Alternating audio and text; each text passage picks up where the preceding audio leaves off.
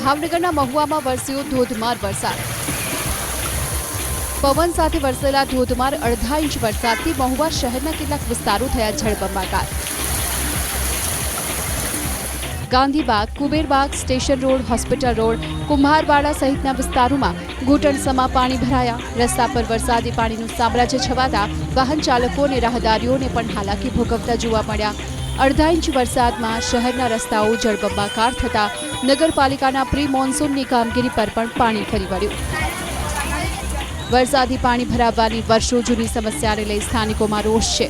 સ્થાનિકોનો આરોપ છે કે દર વર્ષે નગરપાલિકાના સત્તાધીશો પ્રી મોન્સૂન કામગીરીના નામે ફક્ત નાટક કરી રહ્યા છે। વર્ષો જૂની સમસ્યાનું આજ દિન સુધી કોઈ નિરાકરણ નથી આવ્યું। વરસાદી પાણી ભરાવવાની વર્ષો જૂની સમસ્યાને લઈ સ્થાનિકોમાં રોષ છે। સ્થાનિકોનો આરોપ છે કે દર વર્ષે નગરપાલિકાના સત્તાધીશો પ્રી મોન્સૂન કામગીરીના નામે ફક્ત નાટક કરી રહ્યા છે। વર્ષો જૂની સમસ્યાનું આજ દિન સુધી કોઈ નિરાકરણ નથી આવ્યું।